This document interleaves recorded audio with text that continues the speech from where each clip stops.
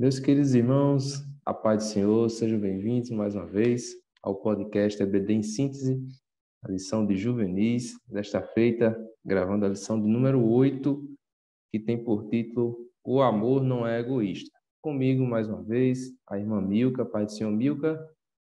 A paz do Senhor José, a paz do Senhor Reinaldinho, a paz do Senhor professor, papai, mamãe e aluno também que possam nos assistindo. É um prazer ter vocês mais uma vez conosco. Muito bem. Conosco também o nosso irmão Reinaldinho, paz do Senhor Reinaldinho mais uma vez. Pai do Senhor, irmão José, Pai do Senhor Milka, Pai do Senhor, amados irmãos que estão aqui nos assistindo, mais um EBD em Síntese Podcast. Graças a Deus. Muito bem, queridos. Como eu havia falado, o título da lição é O Amor Não é Egoísta, e o texto base dessa lição está em Filipenses, capítulo 2, versículo 4, que diz: Não atente cada um para o que é propriamente seu, mas cada qual também para o que é dos outros. Filipenses 2 e 4. E aí, meus queridos, estaremos vendo nesta lição um aspecto bem importante, que é muito característico da nossa sociedade nos dias atuais, que é sobre egoísmo. A nossa sociedade tem se tornado cada vez mais egoísta, é uma sociedade que busca o seu próprio interesse, o seu próprio prazer, e nós veremos isso sobre a ótica do amor. Será que egoísmo e o amor combinam? E aí a gente vai entrar nesta lição, e uma parte muito importante para você, professor, enfatizar, que eu vi aqui no começo da lição, é que a comentarista ela deixa bem clara que essa questão do egoísmo, né, ela se deu após a queda. Deus criou um ambiente perfeito para o homem, um lugar perfeito para ele morar, com animais, com um jardim que ele mesmo colocou o homem lá dentro, para que o homem vivesse em harmonia com os outros, após a procriação ali, Adão e Eva, e também com a natureza. Porém, tudo isso foi corrompido pelo pecado, né? O pecado maculou a imagem de Deus no homem, e a partir daí a sociedade passou a ser uma sociedade pecadora e incluindo aí o egoísmo. E é o que Paulo nos diz, né, na segunda carta de Timóteo, capítulo 3, versículo 2, né, que nós teríamos uma sociedade de homens amantes de si mesmos. E aí, entrando já na lição, queria que a nossa irmã Milka já iniciasse trazendo a sua palavra sobre esse tema tão importante, acho muito necessário, somente a juventude, é uma época às vezes que a gente é um pouco egoísta, quer buscar o nosso próprio gosto, o nosso próprio interesse, e aí a Bíblia vem justamente para confrontar esses nossos interesses que às vezes não são conforme a vontade de Deus. Exatamente.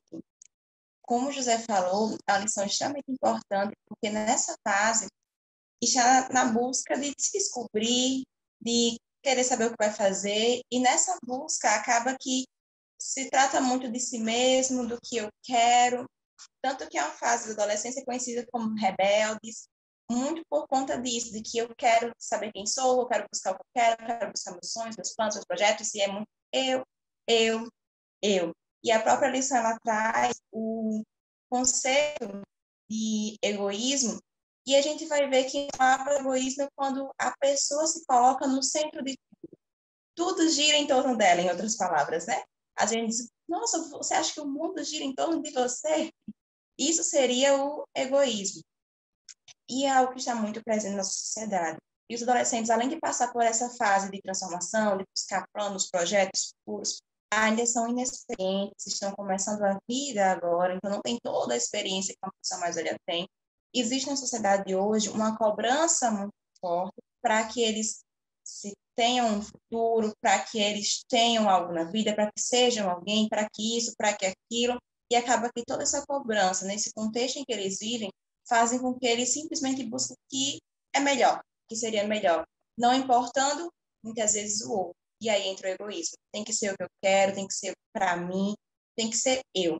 Vai ser tudo voltado para o eu. E isso é um grande problema, porque a gente vê que o Evangelho nos ensina que não é eu, é Deus.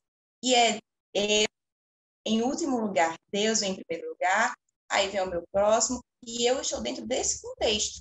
Não é apenas o que eu quero, não é apenas o que eu penso. Quando a gente vê uma pessoa que ela está sendo egoísta, ela é uma pessoa que também está se colocando como independente de Deus. E isso é um problema. Porque sem Deus nós não podemos fazer nada. Temos que ser totalmente independentes dele. Então, o egoísmo ele vai trazer diversos males. Se a gente for ver, o primeiro objetivo da lição é que a gente comente com os nossos alunos sobre o egoísmo e os seus males. E um dos males que isso vai trazer é justamente essa visão de que eu não preciso de Deus, ou que o que Deus tem para mim, se não bate com o que eu quero, o meu é melhor, não é o dele. Isso está errado, e isso é algo que vai nos conduzir à perdição. E é uma consequência total do pecado, da decadência do homem. E a única maneira da gente se livrar disso é sendo dependente dele, é indo contra essa natureza pecaminosa e buscar a Deus com todas as nossas forças e nos colocar à disposição para que o Espírito Santo trabalhe em nós e tire esse lado egoísta e tire esse lado que é extremamente humano, que só pensa em mim e coloque mais dele. Amém, glória a Deus. Essa lição ela é muito, muito importante. A gente vai ter aqui o nosso primeiro ponto, que vai tratar da etimologia da palavra, né? A palavra egoísmo, que ela deriva do latim ego, quer dizer eu, e ismo, que é um sufixo que é utilizado para dogma, um conjunto de ideias, né? Os ismos da vida. E é verdade, eu gostei muito do que José falou no começo, que é como se a sociedade hoje tratasse o egoísmo como uma coisa normal, comum e encorajasse esse tipo de comportamentos. Agostinho, ele vai dizer que a, na sociedade, na cidade, né, existe um acordo de concupiscências, né? Ou seja, um acordo, um contrato social, melhor dizendo, né, hoje, um contrato social de pecados, né?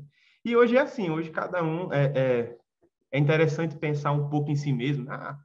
Para que cuide do seu corpo, cuide da sua saúde mental, cuide de você. Pare de pensar um pouco nos outros e pense um pouco mais em você. E algumas pessoas pregam isso nesses cursos aí de coaching, né, que tem da vida. Aí você compra um curso no Hotmart de uma pessoa que vende um curso para melhorar a vida, né? Então, assim, é como se houvesse um acordo de leniência entre as pessoas que fosse normal, e é bom, ser um pouco egoísta. E isso a gente sabe que vai de encontro com toda a palavra de Deus, porque, na verdade, o evangelho como um acervo bíblico geral, ele humilha o homem. Ele diz, olha, realmente o ego, você não vale nada, e tudo que importa é amar a Deus acima de todas as coisas, né? Então, o ser, a pessoa que é egoísta, ela não encontra respaldo na palavra de Deus. Na verdade, a Bíblia ela vai nos mostrar, e aqui eu posso citar, por exemplo, o Salmo 101, o versículo 5, que Davi ele vai dizer que dentro do, do network de Davi, vamos dizer assim, ele vai apartar do coração dele aquelas pessoas que são egoístas. Porque, na verdade, o egoísta, José, Milka, amado irmão, ele é aquela pessoa que pensa em si mesmo, que só pensa em si. E aí ela vai...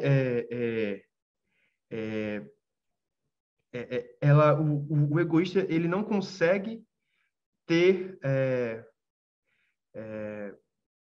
outra pessoa além dele na vida dele, né? Então, você vai ver aqui no Salmo 101, o versículo 5. Aquele que difama o seu próximo, às escondidas, eu o destruirei. Aquele que tem olhar altivo e coração soberbo, não o suportarei. Os meus olhos procurarão os fiéis da terra, para que estejam comigo. O que andam num caminho reto, esse me servirá. Isso aqui não é Deus falando para o homem. Isso aqui é Davi falando a Deus, dizendo, olha, eu vou proceder dessa forma, eu vou andar desse jeito, eu vou me portar assim. Foi falado na lição passada acerca da inveja, né? Então, essa lição agora traz o egoísmo. Na verdade, tanto o egoísmo e a inveja, eles são fruto de um pecado muito mais intrínseco, muito mais profundo, que é a soberba, que é a próxima aula que a gente vai tratar sobre a soberba.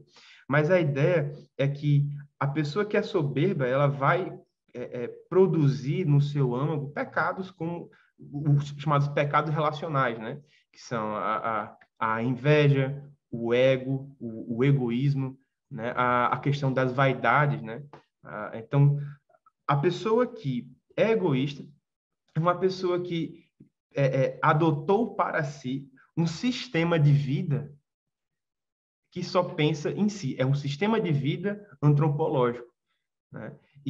Veja, a ideia do cristianismo é justamente perder isso, né? A gente vai ver lá se não me engano, em Tiago 3,14, vai dizer: contudo, se vocês abrigam no coração inveja amarga e ambição egoísta, não se gloriem nisso, nem neguem a verdade.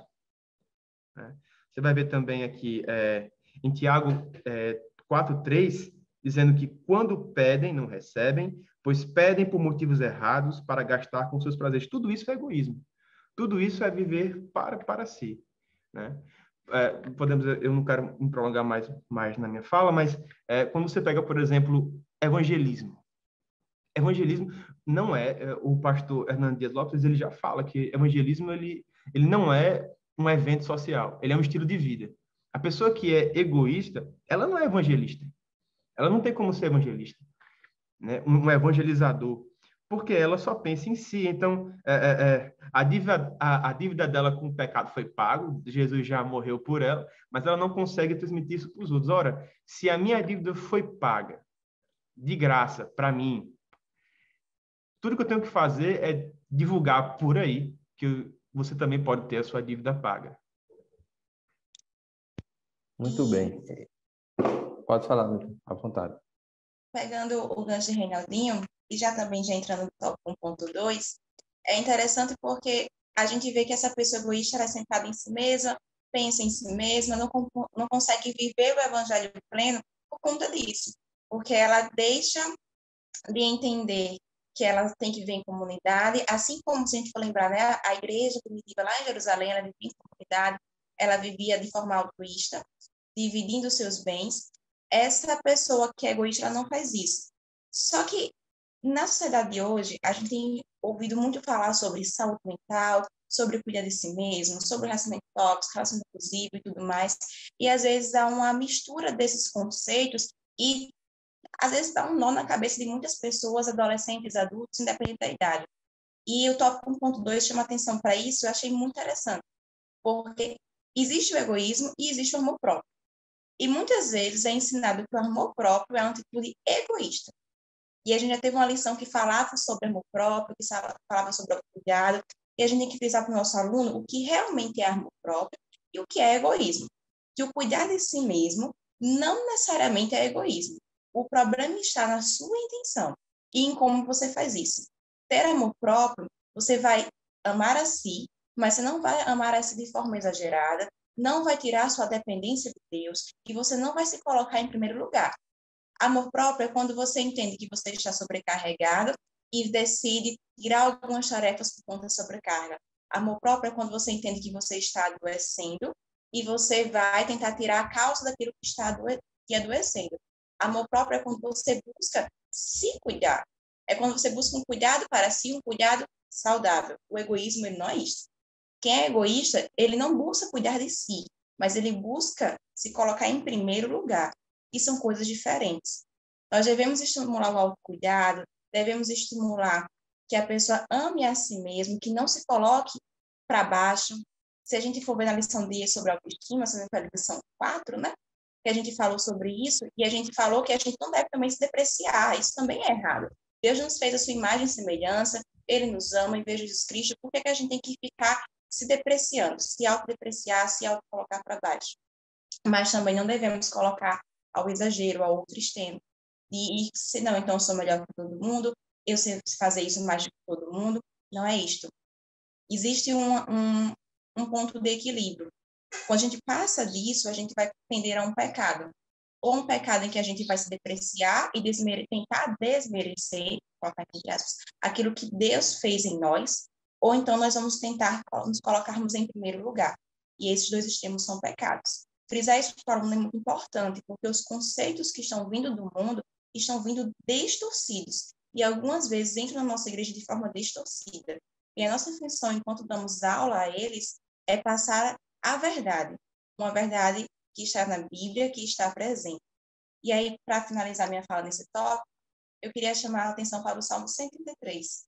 Ó, quão bom e quão suave é que os irmãos vivam em união. Não vai haver união se houver egoísmo. Imagina, se a gente estiver numa igreja em que cada um só pensa em si mesmo, as coisas não vão andar. Se cada um pensar em si mesmo, nós não vamos ajudar o nosso próximo. Se nós pensarmos apenas em si mesmo, como os departamentos vão funcionar? Não é possível.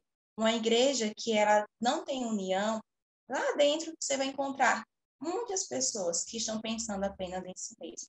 E isso vai de encontro àquilo que Deus fez para nós, aquilo que Deus quer para a nossa vida, que é a unidade. E explicar isso desde cedo ao nosso aluno vai ser bênção para a vida dele, mas vai ser bênção para a sua família e para a igreja. Porque a partir do momento que a semente for plantada no coração deles, eles também vão replicar isto a outras pessoas, vão ser multiplicadores dessa mensagem, e outras pessoas serão alcançadas e poderão ser transformadas pelo Espírito Santo. O egoísmo é um pecado. Nós somos pecadores. Então, nós tendemos a ir para este lado, mas é possível este mal ser tirado, nós não vivermos nele. Basta buscarmos ao nosso Senhor e Salvador e ensinarmos a verdade. E aí, professor, se você tiver alguma experiência, você pode contar para o seu aluno uma situação em que você foi egoísta ou que você sofreu com o egoísmo de alguém e explicar como isso foi mudado, o que aconteceu, para que ele entenda que outras pessoas passam por isso. Não é só ele que é vítima do egoísmo de alguém, nem só ele que é egoísta. Mas as situações acontecem e que Deus transforma e que Deus muda. E aí conversar com ele sobre isso. Perfeito. Nós vemos que o egoísmo foi uma tática que o próprio Satanás, por meio da serpente, ele utilizou para enganar Eva. Porque ele disse, olha, Deus disse isso, que vocês não comessem do fruto, é porque Deus não quer que vocês sejam igual a ele. O diabo utilizou uma ferramenta para dizer que Deus era egoísta e que por isso Deus não queria que o homem não comesse, a mulher não comesse o fruto. Então ele já atribui a Deus uma característica que Deus não é, mas ele é egoísta. E aí utilizou essa tática para enganar Eva e, consequentemente, Adão. E Milka estava falando uma coisa muito interessante, e eu lembrei da igreja de Corinto, porque a própria comentarista, ela cita aqui acerca do egoísmo, citando Gálatas 5, 20, as obras da carne, que esse egoísmo é manifestado através, por exemplo, da rivalidade e do sentimento faccioso. Quando a gente olha a igreja de Corinto era uma igreja facciosa, era uma igreja que tinha divisões, porque cada um achava um pregador melhor do que o outro. E a igreja se dividiu. E nós vemos o resultado disso na ceia, porque cada irmão chegava, um que tinha mais condições, comia ali o seu pão, o que não tinha nada, às vezes ficava com fome, porque cada um buscava o seu próprio interesse. E isso dividiu a igreja de Corinto. Então, nós vemos que o egoísmo ele traz efeitos para a igreja que são efeitos deletérios. E lembrei também de um personagem, na verdade, de uma parábola que Jesus conta, sobre o rico insensato, né? Que ele diz, Lucas 12, do 13 ao 21, onde ele diz assim, olha, eu vou derrubar os meus celeiros, vou recolher as minhas novidades, os meus bens, vou dizer a minha alma. Era alguém que só pensava em si mesmo. E aí o resultado nós sabemos, né? O Senhor disse, olha, hoje mesmo te pediram a tua alma, e o que tens preparado, para quem serás? Então não há espaço, ou não deveria haver espaço em nós, para o egoísmo. Porque esse egoísmo também ele fecha as portas. E aí onde entra a citação que a lição nos traz sobre Ageu, Ageu capítulo 1, e todo o livro de Ageu que vai tratar dessa temática, Reinaldinho, de um povo que estava buscando os seus próprios interesses. Verdade. A comentarista ela escreve aqui que em todos esses anos o povo se dedicou a construir suas próprias casas e ainda assim se encontrava em situação precária por causa da busca dos seus próprios interesses. Essa questão do próprio interesse, né? Ela quando a gente busca o nosso próprio interesse, né? com as próprias forças e sem dar atenção ao próximo, sem ajudar o próximo. Isso é uma atitude que vem não do coração de Deus. Na verdade, isso é um intuito que vem do coração do diabo. A pessoa que é egoísta, ela está se parecendo mais com o diabo do que com Deus. E o povo de Deus, naquela época, estava num caminho da desobediência. E a desobediência, assim como outros pecados, né? Talvez há muita discussão sobre qual é o primeiro pecado. Se é desobediência, se é o orgulho, se é a soberba de Satanás, a inveja e tal. Mas, de fato, é que todo aquele que segue um caminho de pecado, ele colhe na sua vida consequências. E a consequência do povo, naquela época, era de ter os propósitos de Deus, os planos de Deus, o que Deus tinha preparado para aquele povo retardado. Teve a sua promessa retardada, né? De alguma forma. E essa coisa do interesse próprio, lá em Filipenses, capítulo 2, versículo 4, vai dizer assim, cada um cuide não somente dos seus interesses. Ou seja, como o Milka falou, Deus quer que você tenha seus interesses. Deus, ele se interessa pela sua vida pessoal, né? Deus não é um Deus distante que deixou a humanidade regrada à lei da natureza, não, mas ele se interessa de como você tá dormindo, como você está se alimentando, se exercitando, meditando na palavra, devocional, diário, como é que está o seu trabalho, a sua vizinhança. Deus se importa com tudo isso. Ele quer que você também se importe com isso. Agora, não somente dos seus interesses, mas também dos interesses dos outros. Então, é necessário que você tenha um coração generoso, né? Que tenha caridade. E tanto é verdade que lá você vai encontrar tanto o amor descrito como caridade, né? E vice-versa. Amor e caridade, no sentido bíblico, são a mesma coisa. É você doar, né? Se você só nutre o amor por você mesmo, esse amor é inócuo, ele não serve para nada.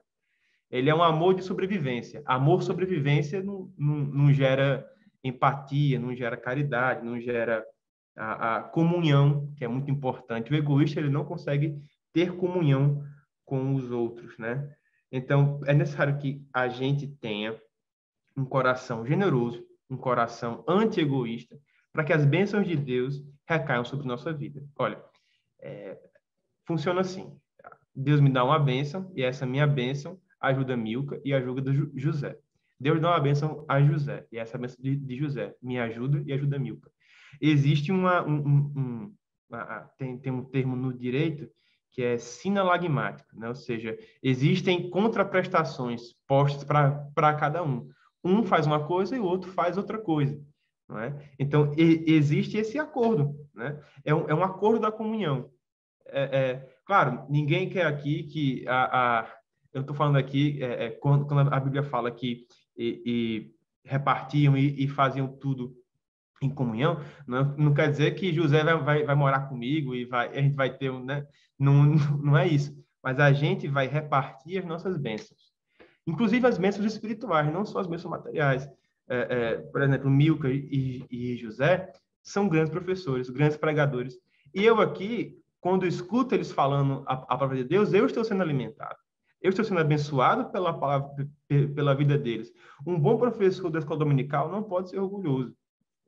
Ele não pode, e a gente já falou isso, acho que no primeiro podcast, ou foi no segundo, que a aula não é para mim. Eu não preciso chegar na sala de aula e citar 500 teólogos. É uma aula egoísta, uma aula que só você vai entender e só você vai se interessar por essa aula. Veja, e você encontra o egoísmo em todas as facetas da igreja. Veja só, imagine um pastor egoísta. Imagine um regente egoísta, um maestro de orquestra egoísta. É impossível que essas pessoas prestem um culto a Deus, por exemplo, porque o culto delas vai ser para si, né? Um pregador que é egoísta, um pregador que só prega para que as pessoas vejam ele pregando, mas na verdade a gente tem que pregar a nossa redução, a redução do homem, né? pegando aqui as palavras só pegando emprestado o termo, não o sentido, mas uma abolição do homem nesse sentido, do homem carnal. Nós temos que perder o homem carnal e deixar que Deus viva em nós. Até porque nos é dito que, lá em Gálatas 2:20, vai dizer assim, que fui crucificado com Cristo. Assim, já não sou eu quem vive. Isso aqui é a abolição do egoísmo, né? Mas Cristo vive em mim. A vida que agora vivo no corpo, vivo pela fé no Filho de Deus, que me amou e se entregou por mim. Então, o nosso amor anti-egoísta é apenas um reflexo do amor de Deus em nós. É consequência da nossa morte espiritual e o renascimento para Cristo. Isso mesmo. Essa questão da gente morrer para o mundo, quando a gente morre para o mundo, a gente está abdicando desses pecados. Do pecado da desobediência, do pecado da inveja, do pecado do egoísmo, para viver uma vida que agrade a Deus. A gente busca a Deus de todo o nosso coração e permite que o Espírito Santo faça a obra em nossas vidas. E foi isso que a igreja primitiva fez. Por isso que eles estavam juntos, compartilhavam os seus bens. E como a Reinaldinho falou, não quer dizer que agora cada um vai morar na sua casa, tem que fazer a mesma coisa. Mas sim que a gente tem que amar ao nosso próximo em um amor verdadeiro, sincero, um amor que parte de Deus. E não fazer como Ananias e Safira fizeram lá em Atos, né? Porque, na verdade, a gente vê naquele texto de Atos, Barnabé, ele vende, faz uma doação à igreja, depois Ananias e Safira tentam fazer o mesmo, só que querem também para si. Então, ao invés de eles venderem aquele terreno, darem aos apóstolos e dividirem, eles vão mentir, eles vão ter orgulho no seu coração, vão ter soberba, e aí vai vir as consequências. A gente tem que entender que tudo aquilo que a gente faz traz consequências. O pecado, ele traz consequências. Não porque nós somos salvos em Cristo Jesus, que quando a gente pecar, nós não vamos ter consequências. Essas consequências vão acontecer. E muitas vezes, algumas provações que a gente passa, que é o que às vezes a gente chama de provação, estou numa prova, às vezes só consequência do nosso pecado. É duro, às vezes, a gente escutar isso, mas é verdade. E isso também nos ajuda a gente se policiar e melhorar algumas coisas, buscar a Deus para algumas coisas. O egoísmo, ele tira a empatia. A gente só pensa em si, então a gente não vai pensar no outro. Então a gente não vai ser empáticos com o outro. A empatia é quando você pensa no outro, sente no outro. E aí a gente também não vai sorrir com os que se alegram, a gente também não vai chorar com os que choram. Quando a gente é egoísta, a gente perde a sensibilidade do Espírito Santo, de sofrer com os que sofrem, de sentir a dor deles, mas também de se alegrar. O egoísmo muitas vezes está atrelado à inveja. Quem pegar a lição passada, a inveja não é simplesmente eu não querer que o outro não tenha aquilo que eu não tenho. Não é isso. Mas eu não tenho, o outro não pode ter, então eu vou fazer tudo para que ele não tenha. E isso vai estar junto com o egoísmo, porque só eu posso ter. É uma luta contra a felicidade do outro, né? Eu não quero que ele seja feliz. Né? Exato. Só eu posso ser, o outro não. E isso não é evangelho. Não é evangelho. Com o evangelho, a gente carrega a dor do outro, a gente vive com o outro, chora com o outro. Então, a gente percebe que nos dias de hoje está cada vez mais em evidência. Isso mostra que o amor esfriou. A palavra de Deus já diz que chegaria um tempo que o amor iria esfriar. As pessoas já não amam mais. Se a gente for ver, até mesmo entre as igrejas, e eu vou falar algo muito particular, assim, do grupo de jovens e adolescentes que eu convivo, da minha congregação e de outras, é muito comum dizer, será que o amor, como a Bíblia diz, existe ainda? Eu escuto muito isso dos adolescentes e de alguns jovens. Será que existe ainda? Será que é verdade? Será que a gente vai conseguir viver esse amor que a Bíblia diz? E a gente tem que relembrar o seguinte, que a palavra de Deus, ela não muda, ela é imutável, ela é fiel e ela é verdadeira. Se ela diz que o amor é desse jeito, é porque ele é desse jeito. E com o Espírito Santo nós podemos viver o amor dessa forma, podemos ter o amor dessa forma, mas temos que buscar. Mas é fato também que o amor esfriou, porque o pecado está cada vez mais em abundância. E o pecado, ele não vai conviver junto com Deus, junto com a santidade de Deus, junto com o que Deus preparou. Então, muitas vezes, o que vemos nesse discurso, porque temos visto pessoas que querem ter este amor, que querem viver isto, mas não querem abrir mão do pecado.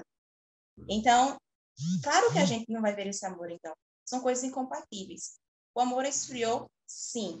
Busca seus próprios interesses, as pessoas matam pelos seus próprios interesses, traem pelos seus próprios interesses. Mas também é verdade que aqueles que buscam a Deus verdadeiramente verão um outro tipo de amor.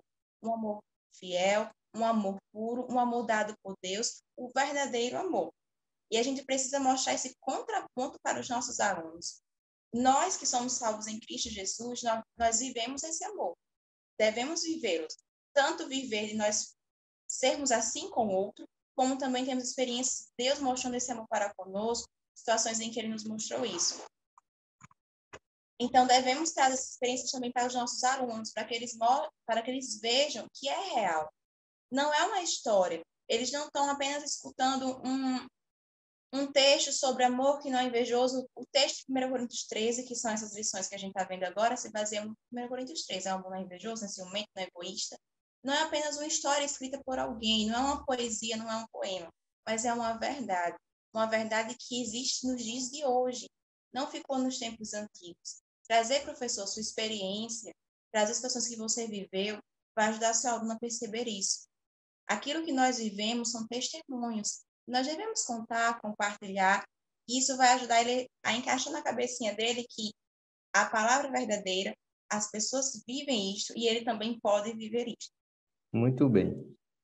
E, além desse amor estar esfriando, nós vemos, eu acho que uma consequência disso é justamente a formação de uma sociedade, ou uma sociedade que ela é predominantemente cheia de pessoas amantes de si mesmas, que é o que Paulo escreve na segunda carta de Timóteo, né?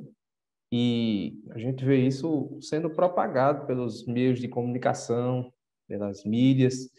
É como se ser egoísta fosse um elogio hoje, né? A sociedade ele tem isso como uma prática comum, normal. Autocuidado, autocuidado. É, Só é trocar o nome. é a nova língua, né? É.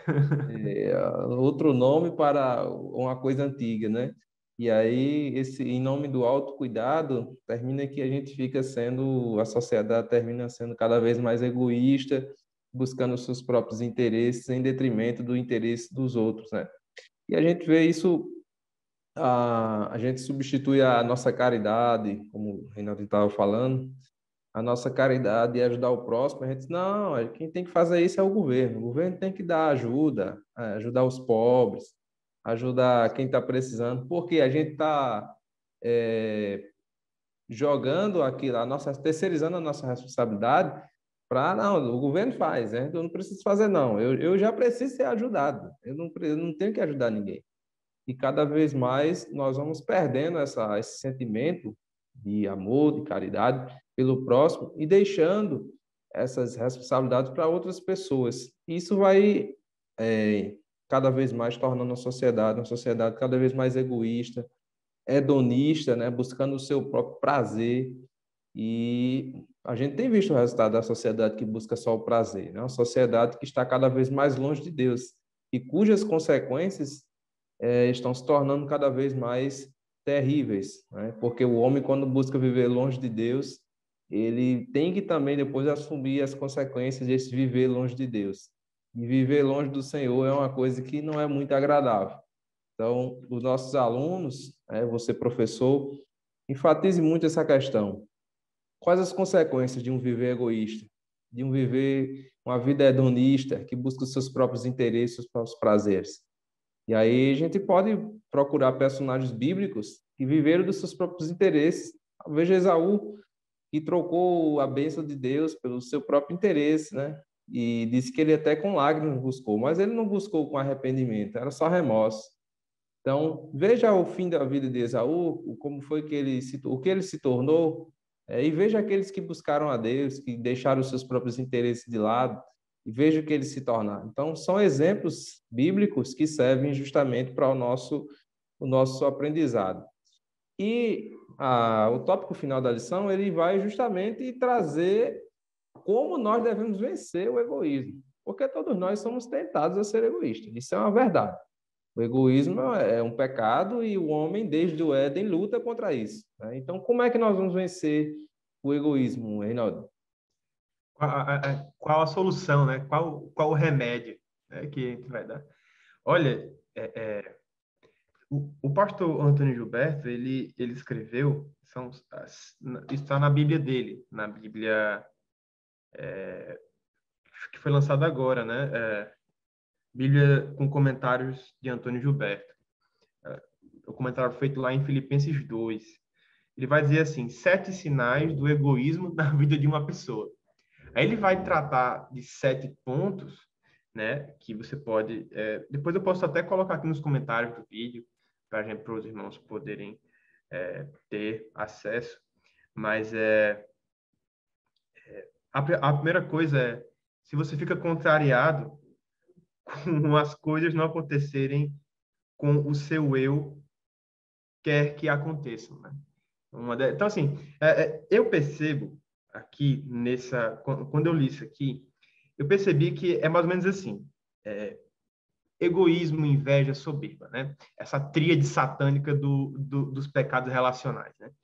Quando você puxa é mais ou menos assim, é como se você tivesse uma corrente e cada argola dessa corrente fosse um pecado. Quando você puxa a argola do egoísmo, ela vem com muitas coisas junto. Ela vem com soberba, com vaidades, com orgulhos nocivos e etc. Então, você vem com uma ruma de coisa, né?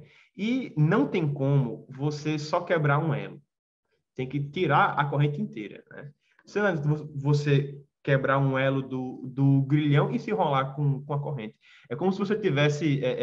sabe quando você vai baixar aqueles programas na internet de site duvidoso?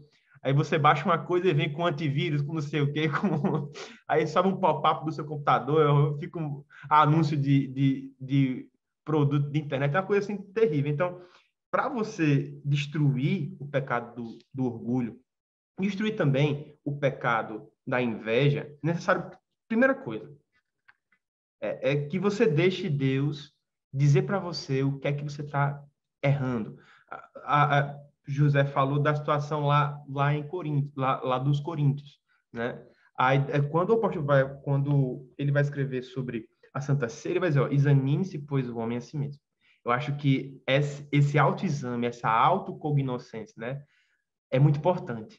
Mas também, como fala lá no Salmo 139, vai dizer, sonda-me, ó Deus, conhece os meus intentos, conhece os meus pensamentos. Então, é você, primeiro, se olhar, ver como é que você está. Senhor, julgue a si mesmo com sinceridade, com honestidade. Eu estou sentindo isso aqui. E é interessante que, falando um pouco da inveja, né? A inveja é um pecado que ninguém tem coragem de assumir. Interessante, né? O orgulho, como o José já bem mencionou, e Milka também, o pessoal faz hoje um orgulho ético, uma coisa ética, mas não existe inveja ética, né? Soberba, sinta orgulho de você mesmo. Vai, você consegue. Existe uma soberba ética, tal. Então, assim, o primeiro passo é olhar para você mesmo, encontrar os seus problemas, pedir para Deus mostrar esses problemas para você, porque às vezes você é egoísta e você nem está percebendo isso. As pessoas ao seu redor sofrem pelo seu egoísmo e você nem percebe isso.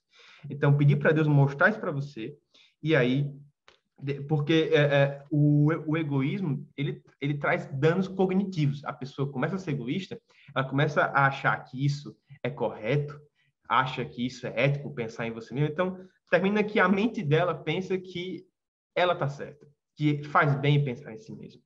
E após você reconhecer, porque tem que reconhecer, você tem que conhecer que você tem um problema. A segunda coisa que você pode fazer é Hebreus 4, 12 e 13, que vai nos dizer assim, como curar esse problema da soberba e do orgulho, da inveja, etc. Hebreus 4, 12 e 13 vai dizer assim que, porque a palavra de Deus é viva e eficaz, e mais penetrante do que qualquer espada de 2 gumes, e penetra na divisão da alma e do espírito, e das juntas e das medulas, e é apto para discernir os pensamentos e intenções do coração. No 12 aqui, já está falando o que a gente está falando, de se autoconhecer pela palavra. Não é um autoconhecimento, mas é pela palavra, é guiado à luz da palavra. e não há criatura alguma encoberta diante dele. Antes, todas as coisas estão nuas e patentes aos olhos daquele com quem temos de tratar. Então, a primeira proposta é: deixe Deus examinar você. Deixe ele dizer, olha, o seu problema está aqui, está aqui, está aqui assado. E o segundo, então, o primeiro passo é se autoconhecer pela palavra. O segundo passo é deixar Deus mostrar para você o que você tá de errado, porque às vezes você não consegue no primeiro passo. E o terceiro ponto é a humildade, um amor humilde. Inclusive, a ideia aqui é que o orgulho e o amor não se misturam, né? Então, se você deixa o amor de Deus entrar em você, se você ora pedindo ao Senhor humildade, discernimento espiritual, pedindo mansidão, pedindo que, Senhor, coloca no meu coração, planta em mim um coração puro, um coração que te agrade, um coração que sirva, porque se você não presta para servir, não presta mais para nada. Deus só quer você para servir. Deus não quer que você pregue, não quer que você cante, não quer que você faça. Ele quer você para servir, não importa o que você tem que fazer. Se é para pastorear uma porta, se é para pastorear um carro, não importa. Aqueles que não servem não fazem parte do reino de Deus. Todo mundo tem que trabalhar no reino de Deus. Não pode só pensar em si mesmo. E para que tudo isso aconteça, é necessário que neguem a si mesmo. Então, só pegando o que o Realdinho falou, né? E depois que a gente permite que o Espírito Santo trabalhe em nós, aponte os nossos erros, nossos defeitos, e a palavra dele entre em nosso coração, o que temos que fazer é enfrentar o nosso pecado. Não adianta Deus mostrar o nosso pecado e quando chegar a gente fazer o que devemos fazer, a gente não fazer. Deus não vai fazer por nós aquilo que podemos fazer. Então, depois que a gente entende que estamos pecando, estamos sendo egoístas, chega a hora de, agora eu tenho que mudar. Então, agora eu tenho que servir. Agora eu tenho que negar a mim mesmo. Agora eu tenho que lutar contra isso. Não basta a gente saber que estamos sendo egoístas. É preciso a gente enfrentar este pecado, assim como os outros. Se eu sei que eu estou sendo invejoso, eu tenho que enfrentar essa inveja. Se eu estou sendo soberba, eu tenho que enfrentar essa soberba. Entender é um passo, mas viver o oposto disso, que é viver o que a palavra quer que a gente viva, é o outro passo. E, professor, então, com essa lição, a gente vê que o egoísmo, ele tem só lados negativos. A gente não tem lados positivos. É o que os meninos falaram aqui em todos os momentos desse podcast. A sociedade prega como sendo algo bom, como sendo algo positivo, algo que você tem que ser orgulho, você tem que passar acima de todo mundo, você tem que ser acima da média, você tem que ser isso, tem que ser aquilo, você tem que ser o melhor. Mas não é bem assim. A gente tem que mostrar para o nosso aluno que isso há consequências terríveis, consequências entre nós e Deus e consequências entre nós e o nosso próximo. E que a tendência do mundo é ir disso para pior. A gente não pode esperar que o mundo em si melhore, mas nós devemos esperar que nós, como igreja, nos fortalecemos cada vez mais no Senhor e a gente ir cada vez mais melhorando nessas áreas. E lembrar que Jesus está voltando. Nós estamos fazendo tudo isso, estamos pregando o evangelho, estamos ensinando, estamos abdicando da nossa natureza carnal para viver uma vida melhor, uma vida segundo a palavra de Deus, porque somos salvos em Cristo Jesus, temos uma esperança de vida eterna, uma vida no céu. Isso é interessante porque nos dias que a dificuldade de bater, que o desânimo de bater, porque vai bater, a gente sabe que bate, tem dia que a gente tá... Nem para orar a gente consegue, a gente só consegue suspirar mesmo. A gente tem que lembrar da nossa esperança em Cristo Jesus, que é morar no céu, que é lá não haverá dor, lá não haverá tristeza. Relembrar o nosso aluno do porquê estamos fazendo isso. Relembrar quem é Cristo Jesus, porque isto é o que dará força e abrir mão do seu pecado para negar a si mesmo, para servir ao próximo, porque é difícil. Para uma pessoa que é orgulhosa, vai ser ainda mais difícil. Para nós, se a gente disser, eu não tenho um pecado do orgulho, ok? Ainda assim, é difícil servir ao outro, porque às vezes a gente vai escutar algo que não queremos, às vezes vai contra as nossas habilidades, contra os nossos planos, e para uma pessoa que é orgulhosa vai ser mais difícil ainda, porque vai estar indo de encontro a tudo aquilo que ela acreditava. E isso não é fácil. E só é possível fazer isso a gente lembrar quem é Deus, o que Ele fez por nós e a nossa esperança, que é um dia chegarmos no céu e morarmos com Ele. Nós não estamos fazendo o que fazemos de servir, de amar, de obedecer a Deus, não é por nós mesmos em si, mas porque amamos ao nosso Deus e temos esperança real. Se a gente relembrar cada dia o porquê de estarmos fazendo isso, será mais fácil. Não será simplesmente fácil, será um pouco mais fácil da gente viver esta palavra. É difícil para o adulto, é difícil para o idoso, é difícil para o adolescente, é difícil para a criança. Então, professor, eu queria deixar uma última mensagem para você. Oriente seus alunos a lerem a lição em casa durante a semana, para que eles possam estar meditando sobre ela. Ver no dia a dia, será que eu estou sendo orgulhoso? Será que eu não estou? Será que eu estou sendo ciumento, invejoso? Como é que está a minha situação? E na aula, faça aplicações práticas, diga testemunhos seus, exemplos que você já ouviu de outras pessoas, e construam juntos esse relacionamento, e que a EBD seja um espaço em que o aluno ele possa compartilhar os seus erros, os seus pecados, que ele possa entender que aquele professor está com ele, que vai orar por ele, que vai ajudá-lo, e sempre relembre o porquê de estarmos fazendo tudo isso. Nós não fazemos simplesmente por fazer. Não adianta ir para a igreja apenas por ir, porque é obrigado. Nós temos que ter a real certeza do porquê devemos ver este evangelho. Devemos ter a certeza da nossa salvação e nova esperança em Cristo Jesus. Muito bem, graças a Deus. Queridos, prazer mais uma vez estarmos ministrando a palavra do Senhor nessa lição, uma lição muito preciosa, que você, professor, possa aproveitar bastante o conteúdo que aqui foi exposto e que a sua aula seja uma bênção. Aplique a sua lição na vida do aluno, que é importante. A gente faz essa contextualização, mostra o significado, e é importante que você aplique isso na vida do seu aluno, né? Como é que ele pode ver que isso é necessário para ele? Então, o nosso desejo é que Deus abençoe a sua classe, Deus abençoe você e seus alunos, e que seja uma aula muito rica para você. Então, mais uma vez, agradeço a participação, Milka, Reinaldinho. Deus abençoe vocês e que Deus abençoe a todos que estiverem assistindo esse vídeo, em nome de Jesus. Deus abençoe. Fiquem na paz do Senhor.